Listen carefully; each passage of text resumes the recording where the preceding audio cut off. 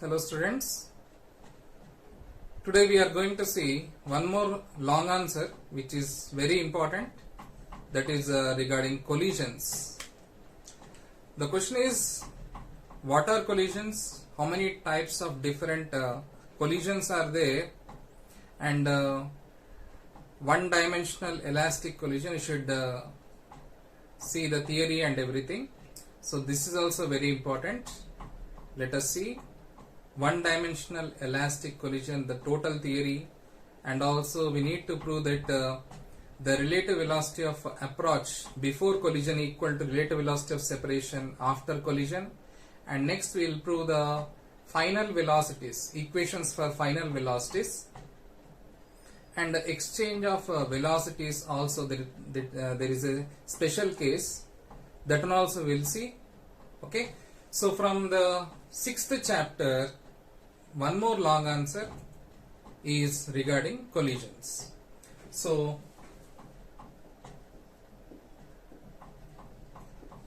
what is the definition of collisions?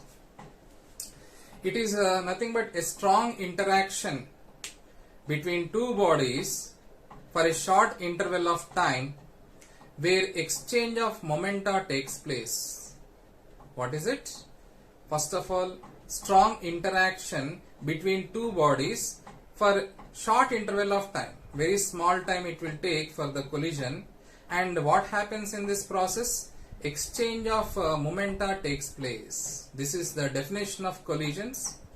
And the next is types of collisions. So there are actually two types of collisions. One is called as elastic collision and the other is inelastic collision. So what is elastic collision? Elastic collision, in this collision what happens? The collision in which momentum and kinetic energy are conserved, both momentum and kinetic energy are conserved, are called as elastic collisions. Okay, so in this collision what happens? Both momentum and kinetic energy are conserved, or you can call it as constant. They are called as elastic collision.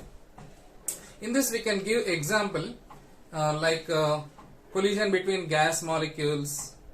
Okay, collision like in carom board you have coins, and next to billiards or snooker you have balls.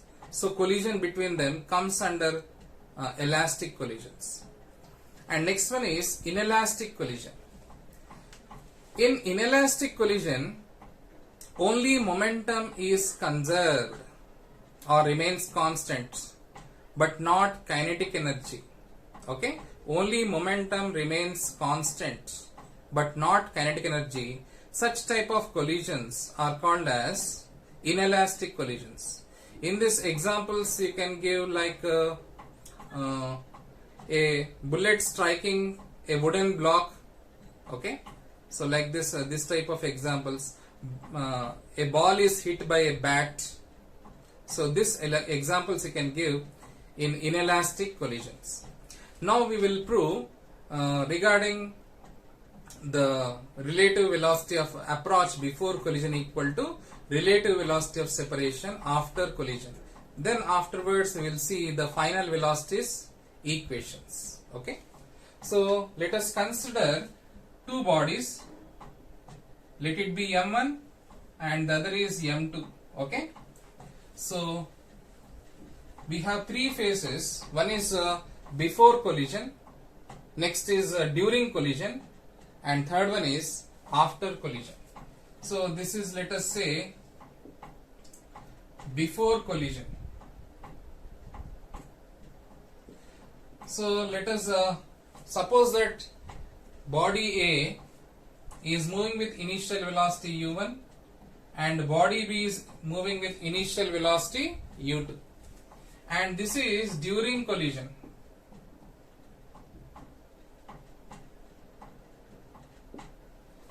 And this one is after collision.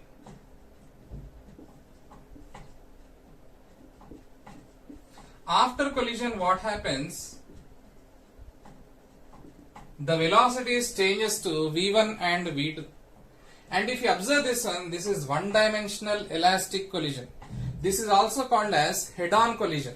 What is the meaning of one-dimensional? That means, if you observe, this is moving in a straight line motion.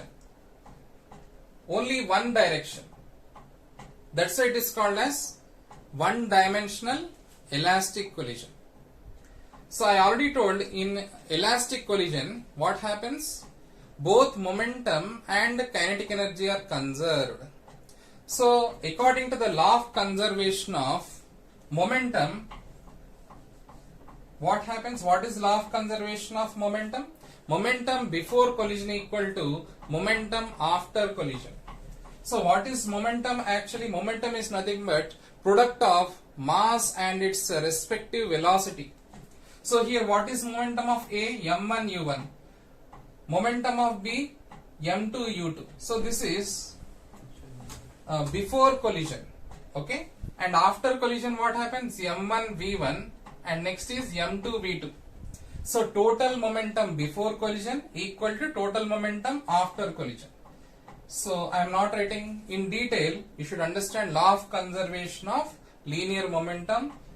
You should write that is total momentum before collision equal to total momentum after collision. So what will you get? m1 u1 plus m2 u2 equal to m1 v1 plus m2 v2. Now bring all the respective terms to one side. m1 u1, this m1 v1 bring this side, you will get m1 v1 equal to m2 v2 as it is. m2 u2 bring this side, you will get minus m2 u2. Now make m1 common. m1 into u1 minus v1 equal to m2 into v2 minus u2. Okay. So let it be equation number 1. Now similarly, law of conservation of kinetic energy. So simply you should know that law of conservation of kinetic energy means half m1 u1 square, because kinetic energy general formula is what? Half mv square. So here for the first body A, you have half m1 u1 square plus half m2 u2 square equal to half m1 v1 square plus half m2 v2 square. Now all half gets cancelled. Bring the terms to one side. m1 u1 square minus m1 v1 square equal to m2 v2 square minus m2 u2 square. This is simple simplification. You should understand. Make m1 common here. m1 into u1 square minus v1 square equal to m2 into v2 square minus u2 square. Let it be equation number 2. Okay. Hope you have understood. Next, equation 2 divided by equation 1. Equation 2 divided by equation 1.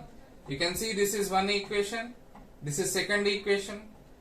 So what you will get? 2 by 1 divided by m1 into u1 minus v1 divided by m2 v2 minus u2. So let us see what you will get.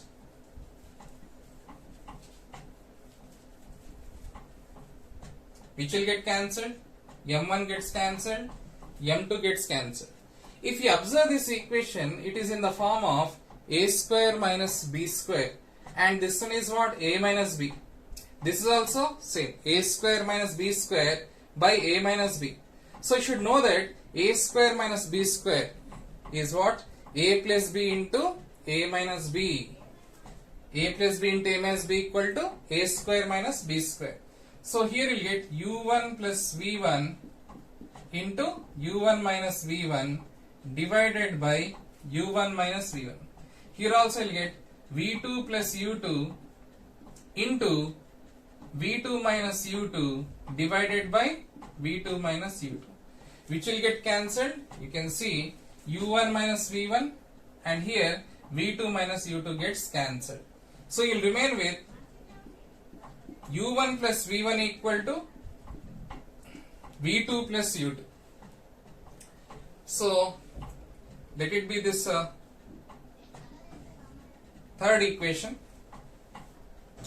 But from here you can prove that relative velocity of approach before collision equal to relative velocity of separation after collision. How? Because bring this u2 this side, you will get minus sign u1 minus u2 and equal to v2. This v1 will come here, you will get minus v1. So this is the proof. Relative velocity of approach. Approach means what? Coming together, close.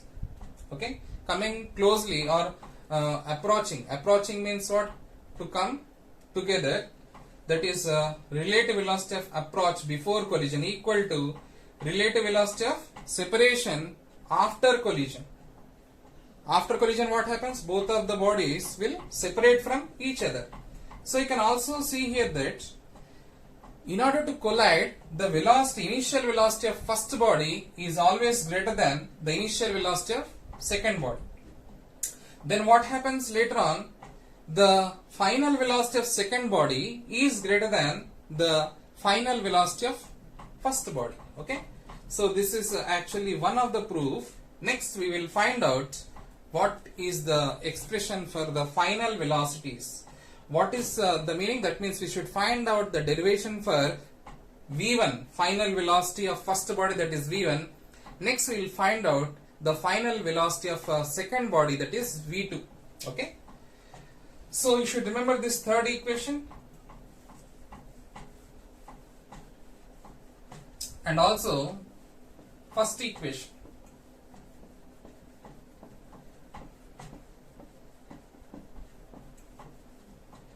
So now we should find out final velocities. In that first one you should find out what? v1. So in order to find out v1, we should substitute for what is v2 equal to. Because v2 should be eliminated, that's why we should substitute for v2. v2 equals to how much from equation 3? u1 plus v1 minus u2. Okay? Put this in equation 1. Substitute this in equation 1. So if you remember equation 1, that is m1 in bracket u1 minus v1 equal to m2 into v2 minus u2. So in place of v2, we should substitute this value. Okay? So m1 into u1 minus v1 equal to m2 into v2 means how much? u1 plus v1 minus u2 again minus u2. Hope you understood. Simply whatever the v2 value is there from this equation, you have substituted here instead of this v2 and we have put minus sign, u2, u2 as it is. Now open the brackets. m1 u1 minus m1 v1 equal to m2 u1 plus m2 v1 minus u2. How much you'll get? Minus 2u2 into m2. So minus 2m2 u2 you'll get. Okay. Next thing, bring all the terms to one side. Like you have m1 u1 here and here you have m2 u1. Bring this m2 u1 this side. Okay. We want to find out what is v1, no? So bring this minus m1 v1 that side, it will become plus. So I am writing with the arrow marks. This one is brought this side, m2 u1 this side and minus 2 m2 u2 also this side. Okay. So no confusion, just see. So first of all, bring this m1 v1 this side, it will become plus. So m1 v1 plus m2 v1. Okay. Equal to m1 u1 as it is. Bring this m2 u1 this side, it will become minus m2 u1. Minus 2 m2 u2 brought here, it will become plus 2 m2 u2. Now take V1 common, V1 into M1 plus M2 equal to U1 you can take common, no? M1 minus M2 plus 2M2 U2. Now you get the final equation V1 equal to M1 minus M2.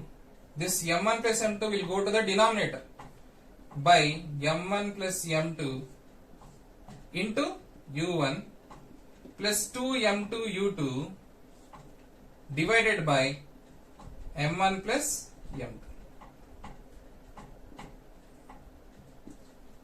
So this one you should put in the box. This is the answer. Hope you have understood. So this is final velocity. Similarly, you should do for V2 also. Okay, and same type, same method you should use. I'll not go into the detail, but I'll definitely give you a small tip for this shortcuts to find out V2. Okay, so wherever you have 2, you replace it with 1, and wherever you see 1, replace it with 2. Okay, so like this you'll get the value of V2. So in detail I'll not explain, but definitely I'll explain the shortcuts. I told already, in place of 1 you should replace it with 2, and wherever you see 2, replace it with 1. See here, in place of 1 you should write what? 2. So V2 equal to, how much you'll get? M2 minus M1 in the numerator, and denominator if you replace also you'll get the same thing because it is addition. So I can write M1 plus M2 only.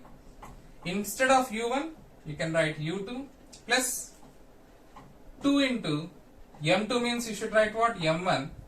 U2 means U1 divided by denominator as it is, M1 plus M2. So like this you will get the final velocity V2. Okay, so we got V1 and V2. Next one is what? Exchange of velocities.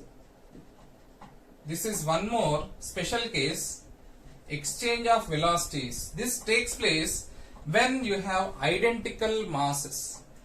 That means M1 should be equal to M2. That is, you can write M. So what happens if you substitute this M1 equal to M2, that is equal to M, in V1? So V1 equals to how much you'll get?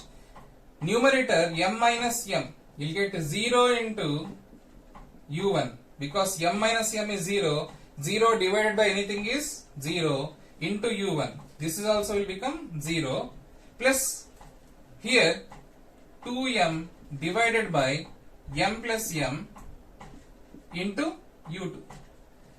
So this one will become anyway 0. Here if you see 2M divided by M plus M is also 2M. So this will both get cancelled. You will get how much totally? V1 equal to U2. Now if you substitute M1 equal to M2 in this equation, how much you will get, Amma? V2 equal to, again you will get 0 into U2 plus 2M divided by M plus M is again 2M into U1. So 0 into U2 is 0 only. 2M and 2M gets cancelled. You will get V2 equal to U1. So like this, what is happening? The exchange of velocities is taking place. V1 equal to U2 you are getting, and V2 equal to U1. That means the initial velocity of second body is transferred to or equal to the final velocity of first body. Here what is happening? Initial velocity of first body is equal to what? Final velocity of second body. So like this exchange of velocities is taking place. Okay, hope you have understood. I will come out with one more answer, one more important question and answers in the next video. Thank you.